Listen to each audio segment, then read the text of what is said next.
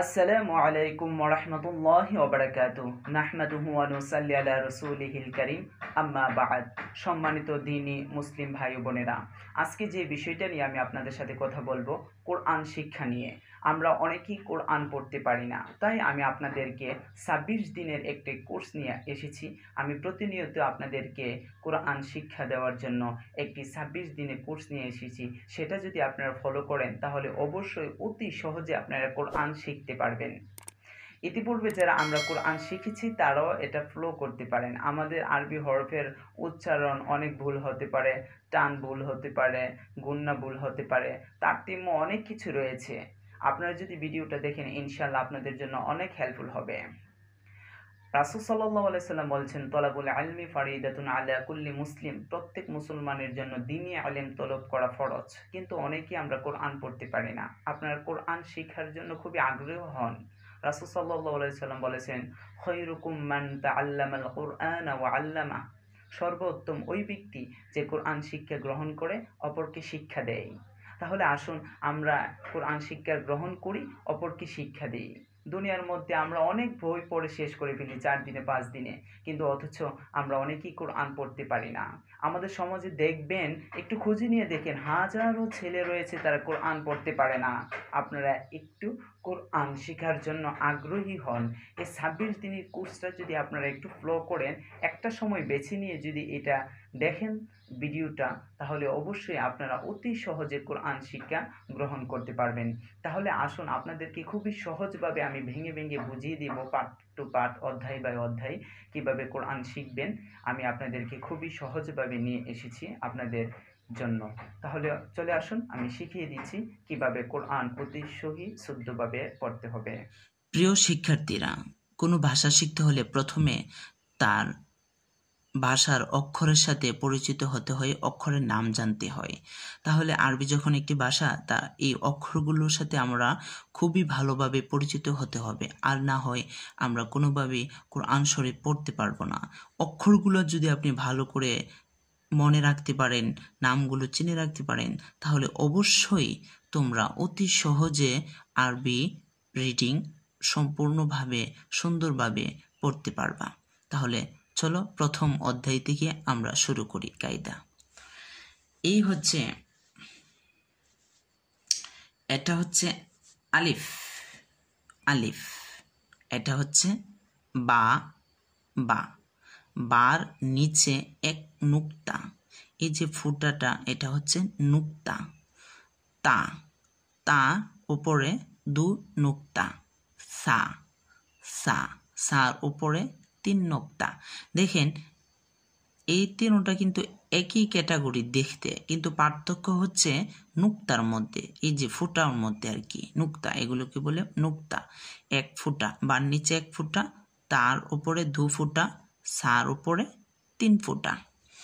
তারপর শিখি gym, gym, gym, জিমের নিচে ১ নুক্তা, জিমের নিচে ১ নুক্তা।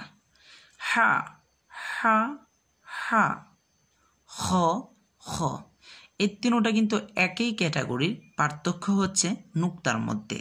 জিমের নিচে ১ নুক্তা, হার মধ্যে নুক্তা নেই, খ উপরে ১ নুক্তা। তারপরে দাল, জাল। এই দুটার মধ্যে পার্থক্য হচ্ছে নুক্তার মধ্যে। দাল নুক্তা ছাড়া, জাল নুক্তাওয়ালা। র, জা। র আর জা দেখতে কিন্তু একই রকম, পার্থক্য হচ্ছে নুক্তা। সিন, শিন, সিন, শিন। সিন নুক্তা ছাড়া, শিন নুক্তাওয়ালা। তাহলে সিন নুক্তা ছাড়া, শিন নুক্তাওয়ালা। সদ, দদ একই রকম, পার্থক্য হচ্ছে নুক্তা। সদ নুক্তা ছাড়া, দদ নুক্তাওয়ালা। ত, ত, জ। ত নুক্তা ছাড়া, জ নুক্তাওয়ালা। আইন, আইন, গইন, গইন একই রকম, পার্থক্য গইন নুক্তাওয়ালা, আইন নুক্তা ছাড়া। ফা, ফা, ফা ফা, ওফ, ওফ, এ ফা, ওফ। পার্থক্য হচ্ছে নুক্তা, ফার উপরে এক নুক্তা, ওফের উপরে দু নুক্তা। এগুলো আমাদের খেয়াল রাখা খুবই প্রয়োজন, আর না হয় আমরা আরবি ভাষা সহজে শিখতে পারবো না। কাফ, কাফ, কাফ। লাম, লাম, লাম। মিম, মিম, মিম। নুন, নুন, নুন। ওয়াও, ওয়াও। হা, হা। হামজা, হামজা। ইয়া, ইয়া। তাহলে আমরা অক্ষরগুলোর সাথে বারবার পরে পরিচিত হতে হবে, তারপর সামনে আমরা ইনশাল্লাহ এগিয়ে যাব। সামনের মধ্যে খুবই সুন্দরভাবে আরও সহজভাবে শেখানো হয়েছে, তোমরা অতি সহজভাবে শিখতে পারবে, এটা কোনো কঠিন কোনো কিছু না। তাহলে সামনে দেখি কিভাবে আরও সহজভাবে রয়েছে, একটু দেখে নিই আগামী পর্বের জন্য। দেখো প্রিয় শিক্ষার্থীরা, পাঠ দ্বিতীয়, নক্তাওয়ালা হরফ। নক্তাওয়ালা হরফ 15টি। এই যে দেখো প্রত্যেকটার ভিতরে নক্তা রয়েছে 15টি। কোন 15টির উপরে নক্তা আছে সেটার সাথে আমরা পরিচিত হব। দেখে নক্তা ছাড়া হরফ 14টি। দেখো এই যে 14টি নক্তাওয়ালা হরফ আছে, এইগুলোর মধ্যে কোনোটির মধ্যে নক্তা নেই, এইগুলোর সাথে আমাদের পরিচিত হতে হবে। এক নক্তাওয়ালা হরফ 10টি। এই যে এইগুলোর মধ্যে শুধু এক নক্তাওয়ালা হরফ 10টি, এইগুলোর সাথে আমরা পরিচিত হতে পারবো। 2 নক্তাওয়ালা হরফ 3টি। দেখেছ যে 2 নক্তাওয়ালা হরফ 3টি। 3 নক্তাওয়ালা হরফ 2টি। সা আর শিন কত সহজভাবে দেওয়া রয়েছে। তো সামনে আমরা আরো সুন্দরভাবে এগিয়ে যাব তোমাদের জন্য, তোমরা কোনো টেনশন করে না, অতি সহজভাবে শিখতে পারবে। তাহলে আমি আগামী পর্বের জন্য তোমাদের জন্য আবার নিয়ে আসব দ্বিতীয় পাঠ কিভাবে পড়তে হয়, তৃতীয় পাঠ কিভাবে পড়বা। এভাবে আমি 26 দিনের একটি কোর্স নিয়ে এসেছি। ইনশাআল্লাহ 26 দিনের মধ্যেই তোমরা কোনো না কোনো একটা ফলাফল পাবা।